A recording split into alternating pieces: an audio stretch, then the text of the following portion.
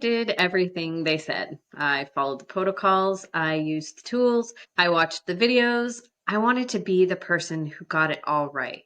But the more I did, the worse I felt, and the more Fitz struggled. There is part of this journey that nobody talks about. The part where you are doing everything right and it's still not working. And that part nearly broke me.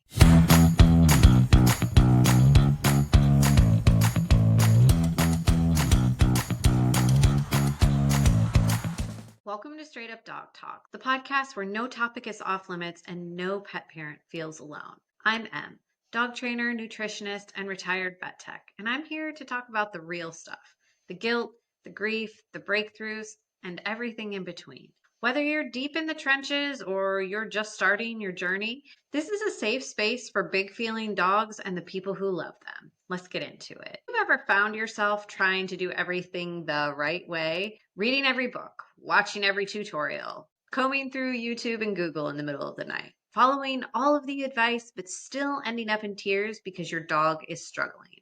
I want you to know you are not alone. This episode is about the emotional weight of trying so hard and still not getting the results that you'd hope for. Because when we talk about behavior struggles, we talk a lot about protocols, but we rarely talk about how it feels when those protocols don't work, how it chips away at your confidence, how it can make you question if you're even cut out for this. Today, I want to pull that into the light. By the end of this episode, you'll walk away with validation that doing everything right doesn't always work the way that we're promised, a breakdown of the emotional toll we don't talk about enough, the difference between following a plan and building a relationship, and what actually helped Fitz and I break out of the burnout loop, because this isn't about doing more. It's about doing what matters. I remember exactly how it built up. Fitz was still in the early stages of his reactivity before I had any real tools that actually fit him. I was using what I'd learned as a vet tech with my other dogs, what I'd seen on TV, what people online swore would work. I was watching other pet parents post videos of their before and afters, their dog walking calmly next to them on trails, resting in cafes, or even greeting people at the door. And I kept thinking, we'll get there too. I just have to follow the plan. I remember setting timers for training drills, taking notes after every walk, tracking how many wins we got in a day. I thought if I worked hard enough, if I could do everything all right, we would be okay. We would get there. But here's the truth. I didn't realize I was building my entire life around not trying to mess up. I wasn't enjoying my dog. I was trying to fix him. And that pressure, it was unbearable. The final moment that broke me, it wasn't a huge dramatic thing. It was a normal day, a normal walk. We'd made it home. I thought we'd done well. And then a neighbor's car door slammed and Fitz lost it. Barking, lunging, spinning in circles. I tried to redirect. I used the cue I'd been practicing, and he blew right past it. I tried again. Still nothing. I felt this wave of failure flood over me, and I just collapsed onto the floor. I didn't cry right away, and shortly after that, I collapsed into my bed. I felt completely overwhelmed. I didn't cry right away. I sat there in silence for a long time, feeling like the worst pet parent on the planet, because I knew how hard I was trying, and I still couldn't help him feel safe. Have you ever had a moment like that where you're trying so hard to do everything right?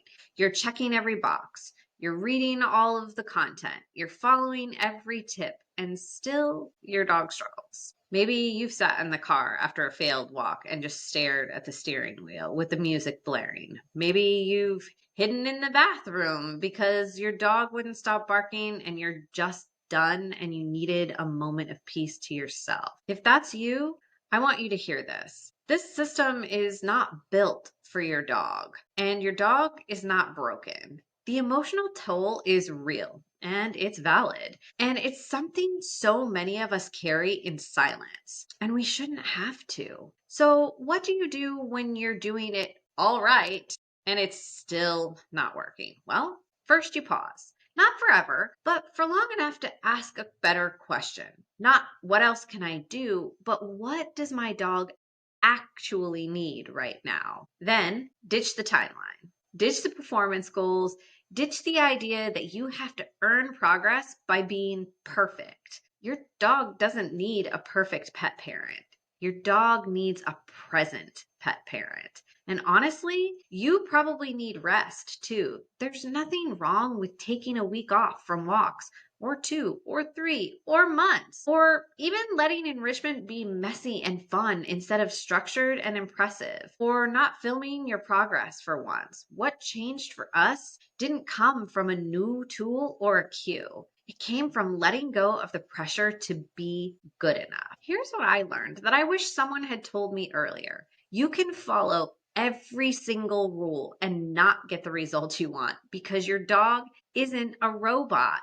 Training isn't about control, it's about communication and regulation. You are allowed to trust your gut even when it goes against what the checklist says. And you're allowed to need things too for yourself. Because when we center everything around performance, we lose connection, we lose trust, and we lose sight of the whole point of all of this. It's not about doing it perfectly. It's about learning to live and grow together, flaws, fears, and all. If you've ever felt like this while trying your hardest, I see you. And I hope you'll send this episode to someone else who needs to hear it. If you're in that burnt out phase, come grab my free enrichment guide. It's full of pressure-free, connection-building activities that don't require structure, obedience, or perfection. It's all about play and fun. You are doing more than enough, and you're not alone. I'm proud of you for trying. And always remember, don't hesitate to reach out with questions or ask for support. I'm always happy to help. And I'll see you this time next week on Straight Up Dog Talk.